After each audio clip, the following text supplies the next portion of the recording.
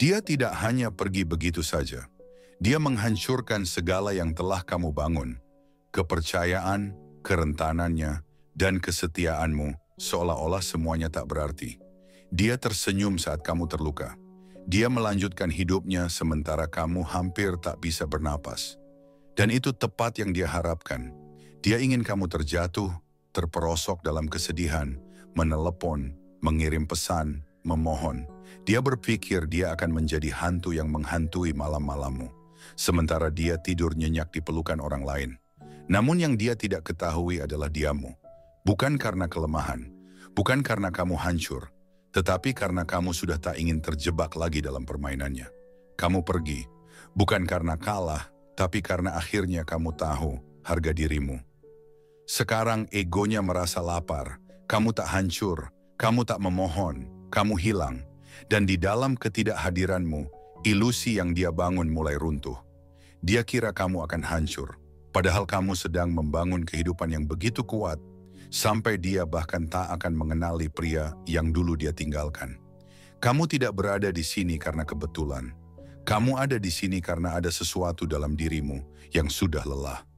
Lelah dihina, disalahpahami, dan diremehkan. Semua itu berakhir sekarang. Komentar, saya memilih kekuatan jika kamu siap berhenti berdarah untuk seseorang yang tak pernah pantas mendapatkan kesetiaanmu. Nomor 1, diam adalah kekuatanmu. Mungkin kamu sudah pernah mengalaminya. Saat dia mulai menjauh, mengatakan butuh ruang, atau lebih parah lagi, menghilang begitu saja bersama seseorang yang baru. Kamu berdiri, terdiam dalam ketidakpercayaan, mencoba memahami apa yang terjadi, mengulang kembali setiap percakapan, setiap pesan, setiap kenangan yang dulunya begitu berarti. Kamu bertanya pada diri sendiri, apakah kamu terlalu banyak memberi atau justru kurang? Kamu bingung bagaimana seseorang yang dulu bersumpah bahwa kamu adalah segalanya bisa begitu mudah melepaskanmu. Rasa bingung itu, rasa sakit itu, dia sudah tahu. Dia memanfaatkannya. Semakin bingung kamu, semakin besar kendali yang dia pegang atas ceritamu. Dan banyak pria terjebak dalam pola ini. Mereka mengejar, mereka bertanya, mereka memohon jawaban, mereka menulis pesan panjang yang tak dibaca. Mereka mengungkapkan rasa sakit di media sosial. Mereka menghabiskan waktu menunggu respons, berharap ada pandangan, momen atau tanda bahwa mereka masih berarti. Tapi izinkan saya bertanya, apa yang sebenarnya kamu dapatkan dari semua itu? Pengakuan dari seseorang yang pergi setelah kamu memberi segalanya? Pengenalan dari seseorang yang memanfaatkan kerentananmu untuk keluar? Kenyataannya, bereaksi adalah mata uang. Dan setiap kali kamu bereaksi, kamu memberi nilai lebih pada egonya. Kamu berkata, kamu masih mengendalikan perasaanku. Padahal itu adalah kebalikan dari kekuatan. Tetapi ketika kamu tidak mengejar, ketika kamu tidak menghubungi, ketika kamu tidak memberikan reaksi sama sekali, sesuatu yang luar biasa terjadi. Dia dibiarkan sendiri dengan kesunyian yang dia ciptakan. Bukan kesunyian yang biasa, tapi kesunyian yang menyakitkan. Kesunyian yang bergaung dengan pertanyaan-pertanyaan yang tidak dia siapkan. Apakah dia benar-benar peduli?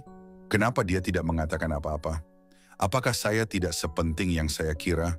Spiral pikiran itu. Disitulah kekuatanmu mulai kembali. Bukan dengan mencoba didengar, tapi dengan menjadi tak tergoyahkan.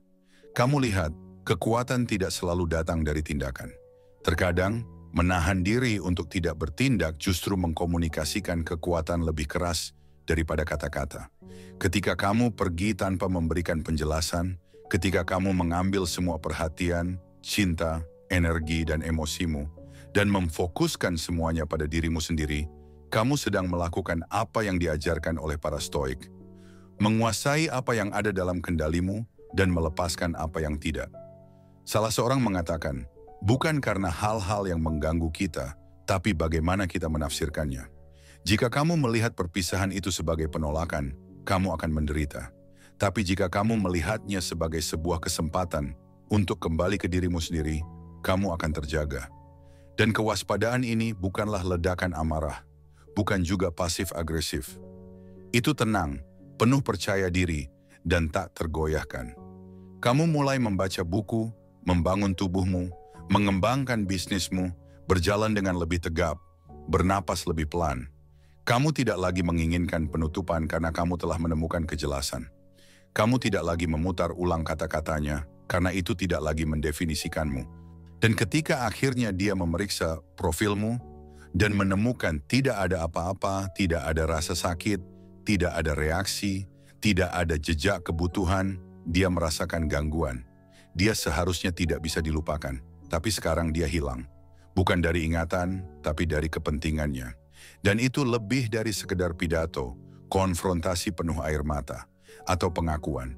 Inilah cara kamu merebut kembali jiwamu, bukan dengan balas dendam, tapi dengan penguasaan diri yang tenang. Kamu tidak menghilang karena kamu hancur. Kamu menghilang karena kamu mengerti. Kamu tidak pernah seharusnya memohon untuk sebuah tempat dalam kehidupan seseorang. Kamu seharusnya membangun hidup yang begitu penuh, begitu kaya, begitu terarah sehingga siapapun yang tidak bisa melihat nilaimu menjadi bayangan dalam terang evolusimu. Nomor 2, keruntuhan ego dimulai dalam keheningan. Ketika dia pergi, dia berharap ada rasa sakit. Dia berharap ada pertanyaan. Dia berharap kamu mengirimkan pesan, "Aku rindu kamu," di jam 1 pagi. Dia berharap melihat namanya muncul di layar ponselmu.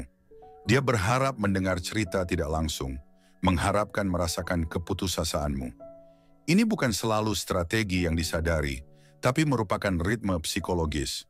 Dia percaya bahwa patah hatimu adalah bukti dari dampaknya, bahwa reaksi beratmu menunjukkan seberapa besar nilai dirinya. Dan itu adalah kebohongan berbahaya yang memberi bahan bakar ego. Itu mengubah hubungan menjadi medan pertempuran untuk kendali, bukan cinta. Tapi apa yang terjadi ketika gema yang dia harapkan tidak datang? Apa yang terjadi ketika dia memeriksa ponselnya dan tidak menemukan apapun? Ketika dia melewati tempat-tempat yang biasa kamu kunjungi dan kamu tidak ada di sana? Ketika teman-temannya memberitahunya bahwa kamu tidak bertanya tentang dirinya, tidak menyebutkannya sedikit pun, tidak mengunggah sesuatu yang menunjukkan bahwa kamu merindukannya. Egonya yang dulu mengembang karena harapan, mulai pecah karena skenario yang salah. Dia pikir dia akan dihantui, namun yang terjadi justru kebingungannya. Dan kebingungannya adalah benih dari keraguan. Keraguan ini menuntun pada refleksi. Dan refleksi sejati yang tak terfilter, adalah hal yang langka bagi seseorang yang terbiasa dikejar. Namun sekarang, dalam keheningan yang tak terduga, dia mendengar pemikirannya sendiri dan mulai berbalik melawan dirinya. Dia mulai mengingat betapa banyak yang kamu lakukan, betapa banyak yang kamu beri, bagaimana kamu tidak pernah ragu akan kesetiaanmu. Dia mengingat malam-malam yang kamu habiskan hanya untuk menenangkannya. Cara kamu memandangnya seolah dia adalah sesuatu yang sakral. Hal-hal yang kamu maafkan, sementara orang lain akan menghakimi.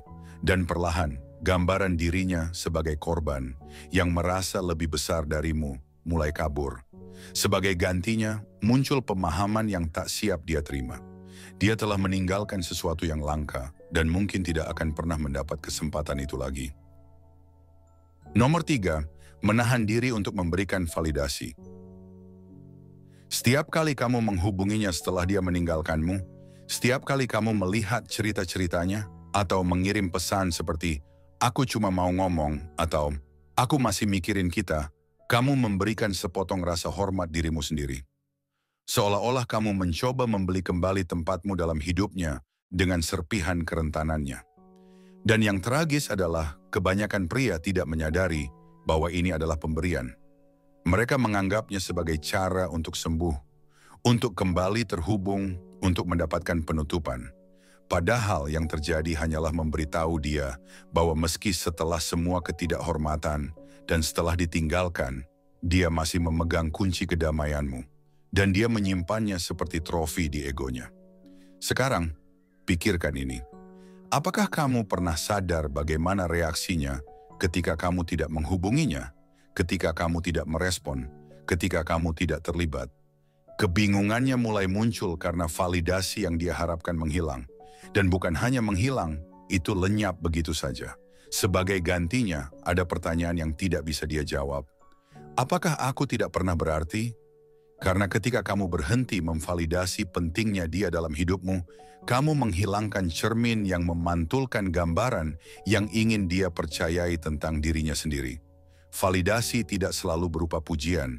Kadang itu konflik, kadang perhatian, kadang energi emosional dari seorang pria yang terluka. Tapi ketika kamu memutuskan aliran itu, dia dipaksa untuk duduk dengan dirinya sendiri dan bertanya apakah dia benar-benar punya kekuatan atau apakah itu hanya karena kebaikanmu, kesetiaanmu, hatimu yang membuatnya merasa berharga. Dan ketika pasokan itu berhenti, yang dia tinggalkan bukan kedamaian, melainkan kepanikan. Bukan karena dia ingin kamu kembali, tapi karena dia ingin tahu apakah dia masih bisa mendapat kamu jika dia mencobanya. Itu adalah kebohongan yang dia ceritakan pada dirinya sendiri untuk mempertahankan egonya. Inilah tempat di mana kebanyakan pria gagal. Mereka berusaha merebut kembali martabat mereka dengan menjelaskan, berharap dia akan melihat mereka berbeda. Tapi martabat tidak dijelaskan, itu direbut kembali. Dan itu dimulai dengan penarikan diri. Bukan karena kamu mencoba memanipulasi, tapi karena kamu sadar bahwa energimu tidak lagi untuk dijual. Ketika kamu menahan validasimu, kamu tidak bermain keras untuk didapatkan. Kamu dengan jelas menyatakan bahwa cintamu bukan hadiah loyalitas bagi seseorang yang gagal melihat nilainya dari awal. Dan perubahan itu, perubahan yang tak terlihat namun kuat, mulailah mengatur ulang identitasmu di matamu sendiri. Nomor 4, lepaskan kendali darinya. Ujian selalu datang dan mereka tidak selalu datang dalam bentuk yang besar. Seringkali mereka datang lewat hal-hal kecil yang tampak biasa. Sebuah lagu yang dia unggah, yang dia tahu, kamu akan kenali. Sebuah komentar mendadak di foto temanmu. Pesan, aku harap kamu baik-baik saja yang tiba-tiba muncul di inboxmu. Dan itu bukan seperti yang terlihat. Itu bukan rekonsiliasi. Itu bukan penyesalan. Itu adalah pengawasan. Itu adalah cara dia memeriksa apakah dia masih punya akses ke hidupmu. Karena kontrol emosional bukanlah tentang memiliki, tetapi tentang pengaruh. Pengaruh ini tumbuh dari keterbukaanmu, dari ketersediaanmu, dari kesediaanmu untuk tetap terpengaruh oleh bayangannya meskipun dia sudah pergi. Sekarang bayangkan ini. Kamu membuka pesan itu dan hatimu berdebar. Sesaat kamu berpikir mungkin dia merindukanmu, mungkin dia akhirnya sadar apa yang dia lewatkan. Dan kemudian dia diam lagi. Atau lebih buruk lagi, kamu melihatnya kembali dengan orang lain keesokan harinya, dan kamu terjatuh lagi, karena sedikit celah yang dia buka bukanlah undangan. Itu adalah tali kekang, dan dia menariknya hanya untuk melihat apakah kamu masih akan berlari mengejarnya. Dan jika kamu melakukannya, dia tahu kamu masih ada di sana, masih mengorbit dirinya, masih bertahan. Pengetahuan itu adalah bahan bakar bagi egonya untuk terus berpura-pura bahwa dia adalah satu-satunya yang memiliki kekuatan sepanjang waktu. Itulah mengapa tombol blok ada, bukan karena kekanak-kanakan, tapi sebagai batasan, sebagai pernyataan bahwa kamu tidak bisa mengaksesku kapanpun kamu mau. Dan inilah kenyataan yang sulit. Jika kamu membiarkan pintu terbuka, dia akan melewatinya. Bukan untuk kembali, tetapi untuk mengingatkanmu bahwa dia masih bisa. Setiap kali kamu membiarkannya, kamu mundur dalam proses penyembuhan.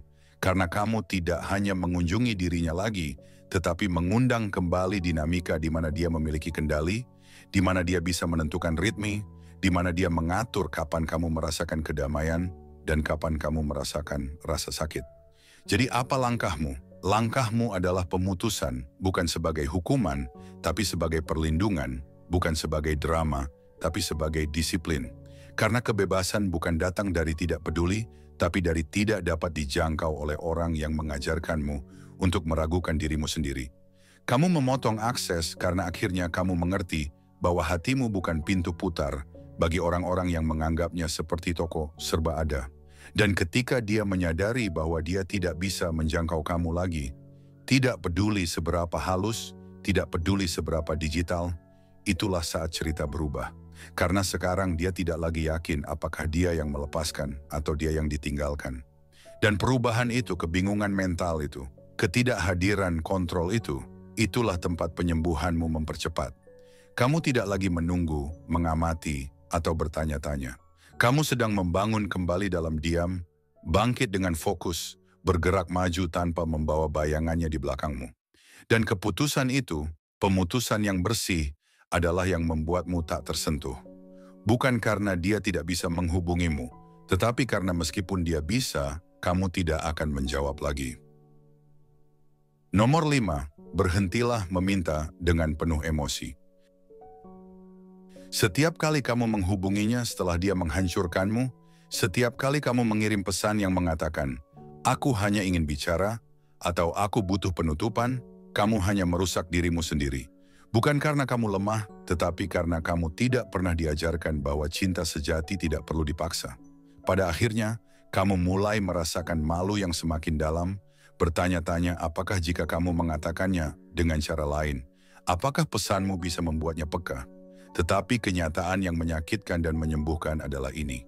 Ketika seseorang benar-benar menghargaimu, mereka tidak menunggu kamu untuk memohon agar diperlakukan dengan baik. Mereka tidak akan meninggalkanmu hanya untuk melihatmu kembali merangkak ke arah mereka. Dan disinilah kebanyakan pria kehilangan arah. Mereka bingung antara ketekunan dan kelemahan, berpikir jika mereka bertahan cukup lama, dia akan kembali. Padahal yang terjadi justru sebaliknya. Dia mulai melihat cintamu bukan sebagai sesuatu yang berharga, tetapi sebagai sesuatu yang biasa, bukan sebagai sesuatu yang kuat, tetapi sebagai sesuatu yang penuh keputusasaan. Karena perhatian tanpa batas hanya menjadi kebisingan, dan kebisingan mudah diabaikan. Setiap pria harus belajar bahwa tidak ada kekuatan dalam menggantungkan harapan pada seseorang yang sudah memilih untuk melepaskanmu. Tidak ada harga diri dalam membuka pintu hanya karena dia mengetuknya, terutama jika ketukan itu datang setelah dia mengeksplorasi semua pilihan lain dan menemui ketidakcukupan. Dan siklus memberi, berharap, menunggu, bertanya bukanlah cinta. Itu adalah kecanduan emosional. Dan seperti kecanduan lainnya, itu perlahan menghabiskan martabatmu, sampai yang tersisa hanya pria yang tidak bisa melihat dirinya di cermin tanpa bertanya-tanya mengapa dia membiarkan seseorang memperlakukannya seperti pilihan, padahal dia memberinya kesetiaan yang seharusnya membuatnya merasa istimewa. Tanyakan pada dirimu sendiri, apakah kamu pernah melihat seseorang benar-benar menyesal kehilanganmu, sementara kamu masih memudahkan mereka untuk mengaksesmu? Jawabannya pasti tidak, karena penyesalan membutuhkan jarak. Itu membutuhkan ketidakhadiran. Itu membutuhkan mereka untuk menghadapi hidup tanpa kamu. Dan itu tidak akan terjadi jika kamu tetap ada, tetap responsif, masih mencoba menjelaskan betapa dalamnya perasaanmu.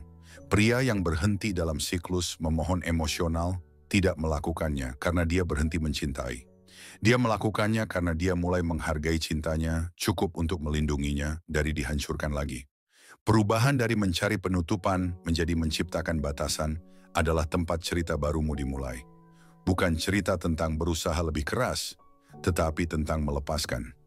Berjalan pergi bukan dengan kepahitan, tetapi dengan pemahaman yang jelas bahwa harga dirimu tidak perlu dibuktikan kepada orang yang tidak bisa melihatnya, tetapi dibangun dengan tenang hingga menjadi tidak terbantahkan bagi mereka yang benar-benar pantas menerimanya. Kamu tidak berhenti untuk menyakitinya. Kamu berhenti karena setiap kali kamu melakukannya, kamu hanya menyakiti dirimu sendiri. Dan ketika kamu berhenti menyakiti dirimu sendiri demi dimengerti, kamu mulai perjalanan suci untuk menjadi pria yang tidak hanya bertahan dari patah hati. Dia bangkit darinya dengan kekuatan yang tak tergoyahkan. Nomor 6, gantikan dia dengan tujuan.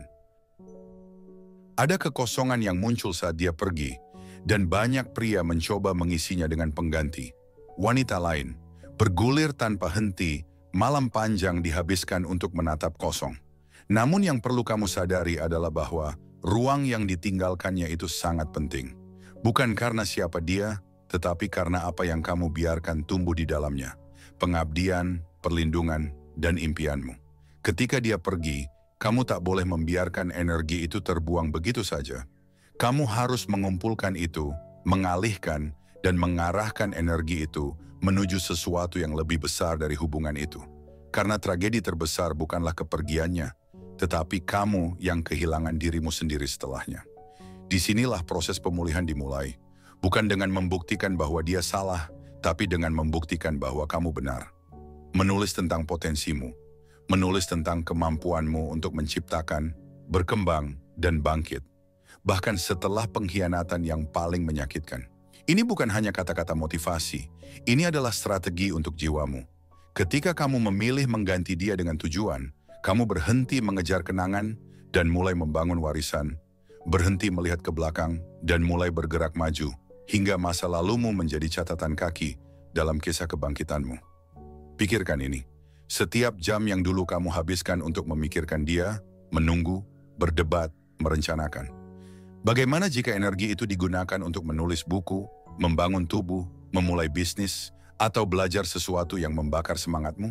Bagaimana jika rasa sakit yang dia tinggalkan menjadi bahan bakar untuk misi yang begitu besar, sehingga dia bahkan tidak akan mengenali pria yang kamu jadi setahun dari sekarang?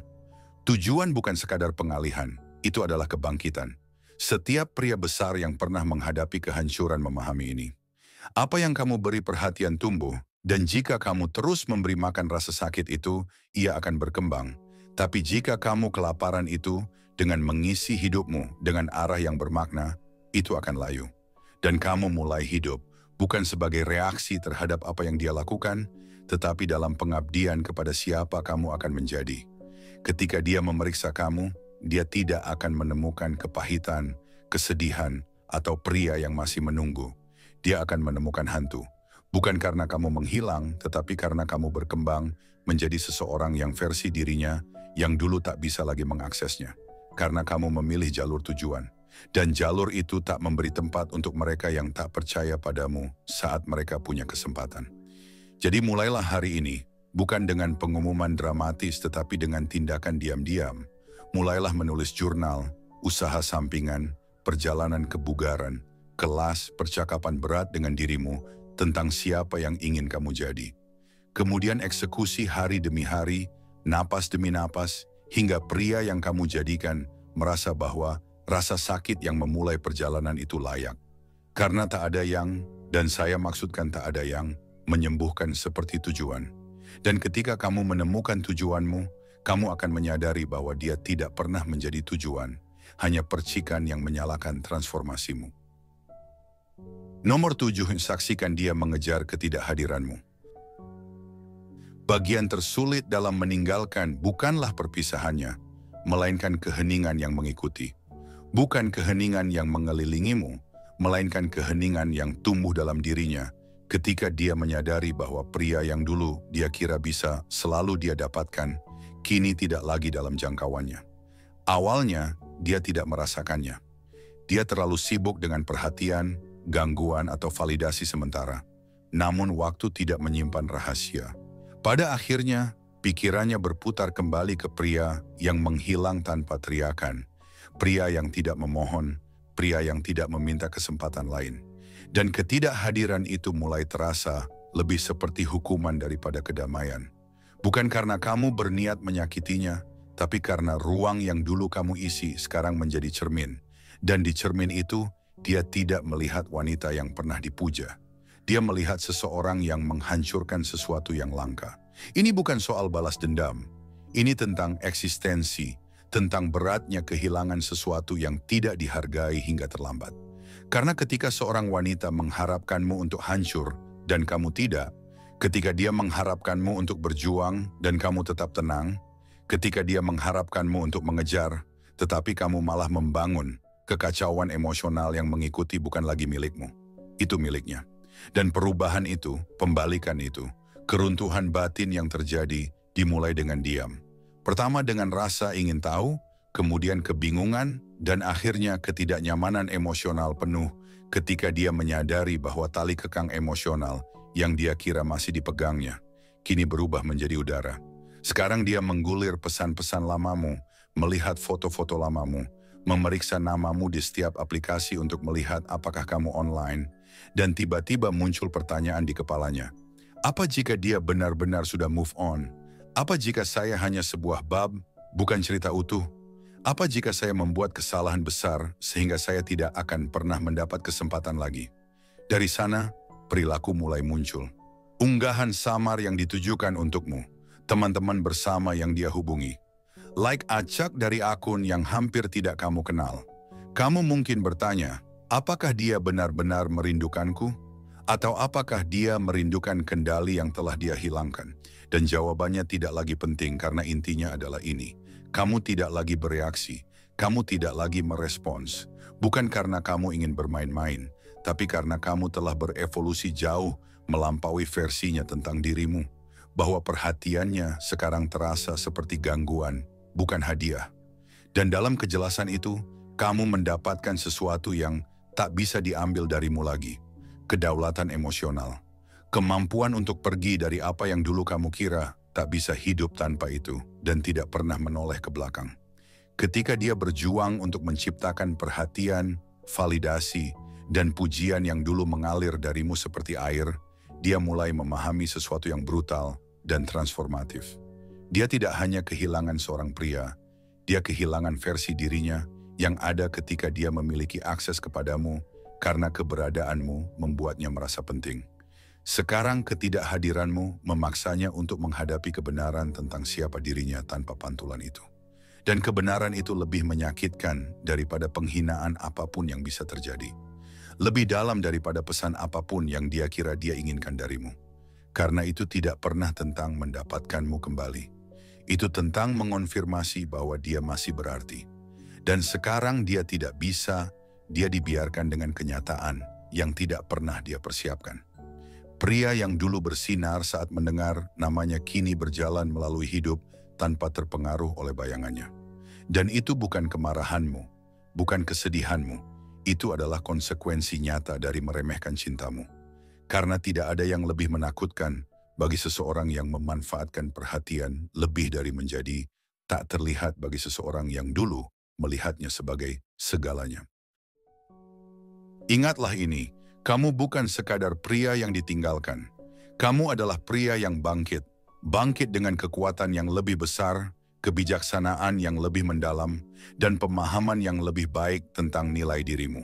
Tidak ada lagi ruang untuk keraguan, tidak ada lagi tempat untuk rasa sakit yang tidak perlu. Kamu tidak hidup untuk mendapatkan pengakuan dari mereka yang tidak pernah menghargaimu sejak awal. Ketika kamu memilih untuk tidak bereaksi, ketika kamu memilih untuk tidak mengejar, itu adalah cara kamu menunjukkan kepada dunia bahwa kamu tahu siapa dirimu. Kamu tahu apa yang pantas kamu terima, dan kamu tahu apa yang seharusnya kamu biarkan pergi. Kehidupan bukan tentang membiarkan orang lain menentukan siapa dirimu. Itu tentang membangun dirimu, menjaga kedamaian batin, dan membuat setiap langkah ke depan menjadi bukti bahwa kamu lebih dari cukup. Kamu bukan siapa yang mereka katakan kamu. Kamu adalah siapa yang kamu pilih untuk menjadi. Jangan biarkan rasa sakit itu menguasai dirimu. Gunakan itu sebagai bahan bakar untuk perubahan yang lebih besar. Fokus pada tujuanmu dan biarkan hidup membawamu ke tempat yang lebih baik dari yang pernah kamu bayangkan. Jika video ini bermanfaat, jangan lupa untuk memberi like dan subscribe. Semoga kamu selalu menemukan kekuatan dalam diam, kedamaian dalam ketidakhadiran, dan kekuatan sejati dalam dirimu.